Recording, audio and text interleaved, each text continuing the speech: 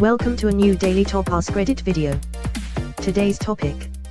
What is a product/service that you can't still believe exists in 2019? My dentist's building has an employee just for pressing the buttons in the elevator.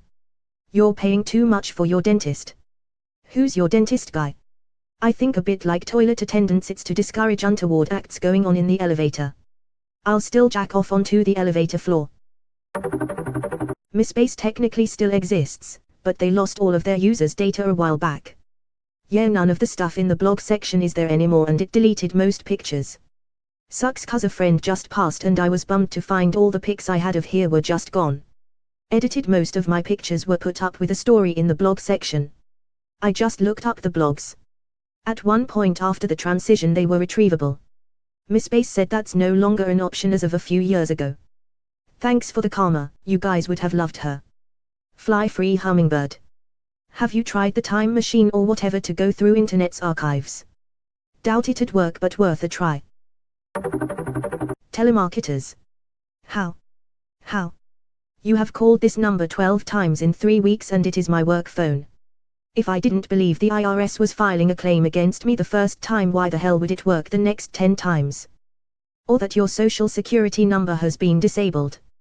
Who falls for that? Elderly. Someone called me with the brilliant line of the IRS is filing a claim to take back your car insurance. There are many problems with this. Mainly the fact that I have no income and am a minor, so the IRS has fuck all to do with me, and I do not have a car license or insurance policy. Right. I get a lot about refinancing my VA home loan. Which makes no sense because I'm not a veteran, I don't own a home, and I have no loans. The doctor still has to use older digital technology to check my prostate. Edit 1, my physician is a female. Edit 2, for those of you who are confused. Asterisk, a prostate examination, also called a digital rectal exam, DRE, is when a physician inserts his or her finger into your rectum to directly feel the prostate gland. Asterisk. My doctor tells me it's common to get an erection from the prostate exam. I never do, but he does. My doctor asked me to remove my clothes. I said, where shall I put them? He said, over there next to mine. My proctologist is so amazing, he gave me a back massage with both hands while he checked my prostate. Not sure how he did it. Courtesy of /r/jokes. My father recently had prostate tests and passed all with flying colors, but the digital exam the doctor used caused the doc to say, I don't know for sure, but something may seem a little off. Let's do the more invasive test to make sure. Because of this doctor sticking his finger up my father's bum, the prostate cancer was detected early. Dad just finished up radiation treatments and it looks like it was completely successful. TL, doctor, a finger up the butt saved my dad's life. I think Op was just amazed that doctors still had to shove their fingers up your ass to check your prostate instead of some less invasive test. It's probably the primary reason lots of men don't get that test. The Space Jam website is still up and running the way it was in 1996. Clicked on press box. No Space Jam news at the moment. Go back to the Space Jam homepage to see more of the site. If there will be a part 2, they better update this page. Edit, apparently, there will be a part 2. I hope they put it there well ahead of any trailer or anything, just to see how long it takes for someone to notice. The U.S. Postal Service will still keep forwarding a letter 3 times in the hope of reaching the correct person. All for the cost of 1 stamp. I move every 6 months, I love USPS. What industry are you in that you're moving every 6 months? Long-distance hikers use this feature to ship stuff to themselves while on the trail. They call it a Bouncebox. Basically, you mail stuff like your eye sacks or crampons and extra food. Then when you get to the post office you mailed your shit to and find you don't need it, you ask the post office to forward the unopened box to the next town that you'll be going through where you might need that stuff. The USPS will forward it, free of charge. Edit, I should have pointed out that this won't work on just any box. You need to ship it priority mail. Here's a good blog post detailing the Bouncebox. Vacuum shops. I had an issue with my sewing machine a few months ago, and the nearest authorized repairer was a vacuum shop that looked straight out of the 1980s. It was such a surreal experience being in there. They sell good vacuums, not those pose at Walmart/Target. Millmaster Race. McAfee Antivirus. I swear it's literally a virus. I never downloaded the Chrome extension, but a few days ago it popped up and said it added itself to Chrome. I didn't ask for this, so fuck off.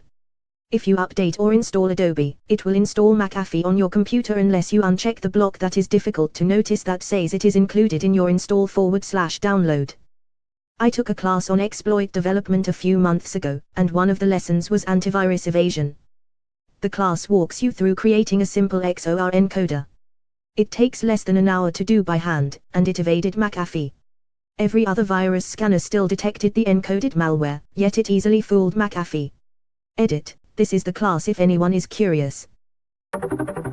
The NES Support phone line. Nintendo still answers anyone who calls. The number is written on the back of the NES. Wait, the one on the back of my Game Boy might still work then. Maybe I can get it fixed. The little sticker of Mario with his screwdriver and stuff. www.nissan.com is still owned by some mom-and-pop computer repair guy from the 90s. I remember stumbling across this by accident when I was looking for my first car in 2000. He's been fighting Nissan Auto for decades and won't give up his domain. Bad-looking home screen. Flashing text. Hundreds of pages in a single drop-down. Yep, it's a IoT's thing. I'm baffled by this. Surely Nissan would millions for that domain. Why would he not sell it? Surely that site won't make them that much in their lifetime. Just seems stupid. Edit. Would pay *, will leave original statement as is. They tried to steal it from him and he sued them. Now he keeps it out of spite and has a lot of stuff on it about the suit. There was a whole big trial because Nissan tried to sue the guy who owns it. They wound up losing in court because the guy's name is Uzi Nissan, so he gets to keep his business name. So now I assume he keeps it out of spite. I work for a grocery store that for many years has had a phone line where people could call and it would tell them the current time and temperature. They still have this system, and if it isn't working we get phone calls from people angry that it isn't working. I think this is cute in a quaint sort of way. The local TV station also gives the time and temperature before the news. Very retro. Yay, it's cute until you have the 70-year-old man who calls and swears a storm because he can't figure out if it's hot outside or not without calling a computer that was made in 1982. It is a nice feature for nostalgia's sake, but good lord. Door-to-door salesman, no one takes them seriously and almost no one ever actually buys their shit. I recently moved to a more suburban area that's supposedly strictly no soliciting, but security companies won't stop knocking on my door. One time the same company came knocking 3 different times after I told them a hard no each time. It's so annoying that I'm seriously thinking about getting a fake security sign /camera to put in front of my door just so they'll leave me alone. As someone who did this, the person who came 3 times to the same door is an idiot. A 3-lap system is common, i.e. you have a set amount of streets and you knock each of them 3 times, but if you knock and someone answers and they tell you to fuck off, common sense indicates you don't go back the same day. Also not the security cam or sign will not deter people. They need to talk to people to try and make any money. They will not care. And in most cases the sales work is a glorified pyramid scheme anyway that barely even care about the law, yet alone basic decency. I played Neopets religiously like a decade ago and the website is still up and running. It hasn't changed since. Same layout and everything. Every now and then I log in and play for a bit when I'm bored. I like the nostalgia. Yeah, I admittedly still get stoned and play Mecha Chase. Love that game. Fire. Been the same shit technology for like 3 million years. Elon Musk announces Fire 2. It's fire, but it's for cooling things down. This guy, thinking outside the box like a boss. Even though modern humans didn't exist 3 million years ago, I am pretty positive that another species belonging to the genus Homo played around with fire. We're all flaming homos. Infomercials.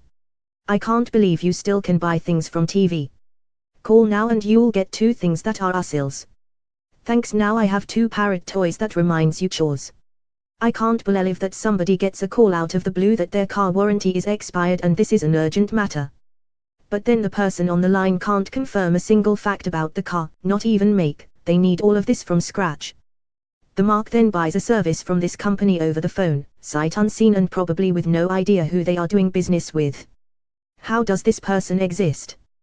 As long as this idiot is out there, sadly, telemarketing isn't obsolete and we all suffer because of them.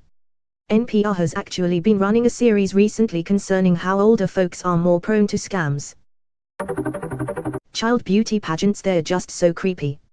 I'm gonna regret asking this, but other than parents, who else are supposed to be benefiting from these creep-paloozas? According to South Park, the judges. What I heard from someone who's been in them. When they are not televised/advertised, they are basically fun, elaborate dress-up games for girls, and being on a bit of a stage is a good confidence booster. There isn't much pressure, and it's basically Plague-Tigger Princess Ball. The problems come from when they are televised and /or connected to advertising. The pressure to win takes the fun out of it for the girls, and incentivizes low-key sexualized RTO.